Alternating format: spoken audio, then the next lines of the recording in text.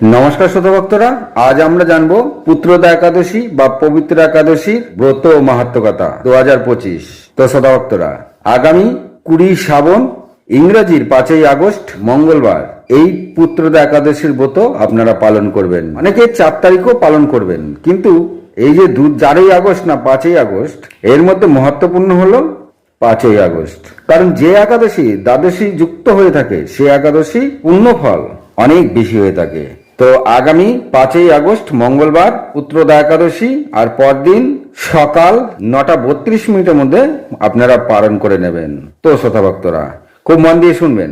ব্রহ্ম বৈবর্ত পুরাণে বর্ণিত রয়েছে, রাজা যুধিষ্ঠির শ্রীকৃষ্ণকে জিজ্ঞাসা করলেন, হে মধুসূদন, আগামী শ্রাবণ মাসে শুক্লপক্ষ একাদশীর নাম কি আর তার মাহাত্ম্যই বা কি? তখন শ্রীকৃষ্ণ যুধিষ্ঠিরকে বললেন, হে কুন্তিনন্দন, আগামী শ্রাবণ মাসের একাদশীর নাম পুত্রদা একাদশী বা পবিত্র একাদশী। এই একাদশীর মাহাত্ম্য খুব মন দিয়ে শোনো। বহুকাল পূর্বে ভদ্রাবতী নামে একটি সুসমৃদ্ধ রাজ্য ছিল, আর সেই রাজ্যের রাজার নাম ছিল সুকেতুমান। এই সুকেতুমান খুবই ধর্মনিষ্ঠ শাস্ত্রীয় পণ্ডিত ছিলেন। তিনি সমস্ত বিধি নিয়ম ও শাস্ত্র অনুসারী তিনি রাজ্য পরিচালনা করতেন, আর তিনি তার রাজ্যের প্রজাদেরকে নিজের সন্তানের ন্যায় দেখতেন। সুকেতুমান বিবাহ করলেন, রানীর নাম শৈবা। শৈবাও ছিল খুবই ধার্মিক। তো তাদের সুখের জীবন সংসার চলতে থাকে, কিন্তু বহুকাল পেরিয়ে গেল, তাদের কোনো সন্তানাদি হচ্ছিল না। সন্তানাদি না হওয়াতে রাজা সুকেতুমান খুবই চিন্তিত হয়ে পড়লেন। কারণ শাস্ত্রের বর্ণিত রয়েছে যে বিবাহ করার মূল উদ্দেশ্য হলো সন্তান উৎপন্ন করা, আর যদি পুত্র সন্তান না থাকে পিতামাতার পিণ্ডদান কে করবে? আর পিতামাতার যদি পিণ্ডদান না হয়ে থাকে তাহলে তারা মহাপাতক বলে বিবেচিত হয় আর নরকে গমন করে। তাই সুকেতুমান দেখলেন তার পুত্র সন্তান নাই, কোনো সন্তানই নাই। তিনি খুবই দুঃখী হয়ে পড়লেন। তবে মৃত্যুর পর তার পিণ্ডদান কে করবে? আর যদি পিণ্ডদান না হয় পিতামাতা অধঃগতি হয়ে থাকে, মানে তারও অধঃগতি হয়ে থাকবে। আর পুত্র জন্ম নেয়, আর পুত্র নামক নরক থেকে তারণ করে থাকে বা উদ্ধার করে থাকে। কিন্তু যদি পুত্র নাই থাকে তবে সেটা অনিশ্চিত হয়ে পড়ে। এরকম নানা কথা তিনি ভাবতে থাকলেন। তিনি শাস্ত্রের পণ্ডিত ছিলেন, তিনি শাস্ত্রের সমস্ত জ্ঞান রাখতেন। তিনি দেখলেন তার বিবাহ করার মূল উদ্দেশ্য এখনো সম্পন্ন হয় নাই। তাই তিনি মনের দুঃখে একদিন ভাবলেন তিনি আত্মহত্যা করবেন।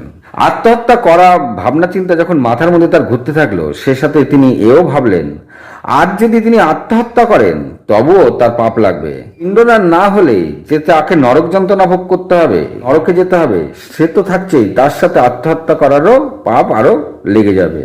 এই কথা চিন্তা করা মাত্রই তিনি আত্মহত্যার কথা মাথা থেকে সরিয়ে দিলেন।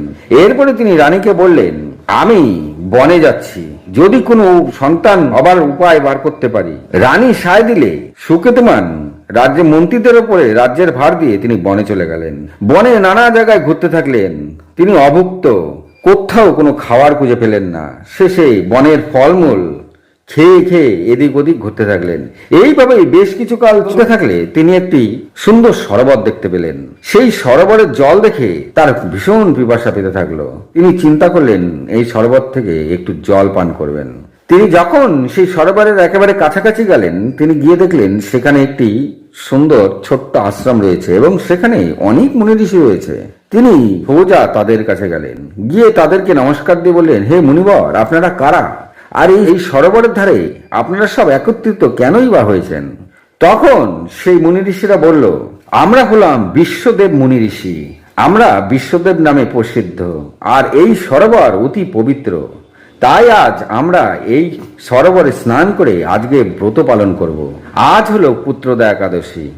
তখন রাজা খুশিতে বললেন, তাহলে আপনারা আমাকে সাহায্য করুন। আমি হলাম ভদ্রাবতী রাজ্যের রাজা, আমার কোনো পুত্র সন্তান নাই। যদি আজকে পুত্রদা একাদশী হয়ে থাকে তবে আমাকে আপনারা আপনাদের সাথে আমাকেও এই একাদশীর মতো পালন করতে দিন, যদি তাতে আমার পুত্র সন্তান লাভ হয়। তখন মুনি ঋষিরা বলল, নিশ্চয়ই তোমার পুত্র সন্তান লাভ হবে।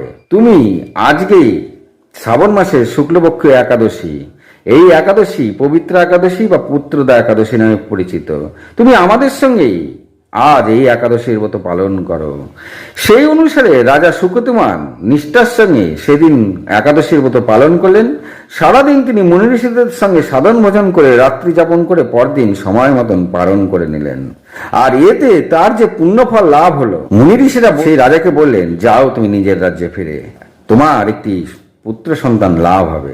এই আশীর্বাদ নিয়ে তিনি মনীষীদের কাছ থেকে বিদায় নিয়ে রাজ্যে ফিরে এলেন এবং রানীকে তিনি সমস্ত কথা খুলে বললেন। রানী শৈবার সমস্ত কথা শুনে খুবই খুশি হলেন। তারপরে কিছুকালের মধ্যেই শৈবা গর্ভধারণ করলো। গর্ভধারণ করাতে সুকতিমান আর রানীর মুখে হাসি ফুটল এবং সময় মতন শৈবা একটি সুন্দর পুত্র সন্তানের জন্ম দিলেন। তো শ্রোতাভক্তরা, এই কারণে এই একাদশীর নাম পুত্রদা একাদশী। এই যাদের সন্তানাদি নাই, যাদের পুত্র নাই, যারা পুত্রের সুখের আশা করে থাকেন, তারা অবশ্যই এই একাদশীর ব্রত পালন করবেন। এই একাদশীর ব্রত পালন করলে অবশ্যই আপনার পুত্র সন্তান লাভ হবে। যদি এই একাদশীর ব্রত কেউ পালন করতে না পারেন, যদি শুধু শ্রবণ করেন, তবে সেই ব্যক্তি অগ্নিস্তক যজ্ঞের ফল লাভ করে থাকে। তো ভক্তরা, আপনারা জানেন শাস্ত্রের বাণী কখনো মিথ্যা হয় না, তা ধ্রুব সত্য হয়ে থাকে। যদি বিশ্বাস রেখে নিষ্ঠার সাথে নিষ্ঠাবান হন, সৎ হন, নিষ্ঠার সাথে এই ব্রত পালন করেন, অবশ্যই পূর্বজন্মের যত পাপ আছে তা ক্ষয় হবে, মৃত্যুর পরে স্বর্গলাভ হবে। আর যাদের সন্তান নেই, তারা অবশ্যই সন্তান প্রাপ্তি করে সন্তানের সুখ লাভ করবেন। তো শতভক্তরা, এইটাই হলো পবিত্র একাদশী বা পুত্রদা একাদশী। তো শতভক্তরা, যদি আমার কথা ভালো লাগে তবে একটি লাইক, একটি কমেন্ট অবশ্যই করবেন। ভালো থাকুন, সুস্থ থাকুন, নমস্কার।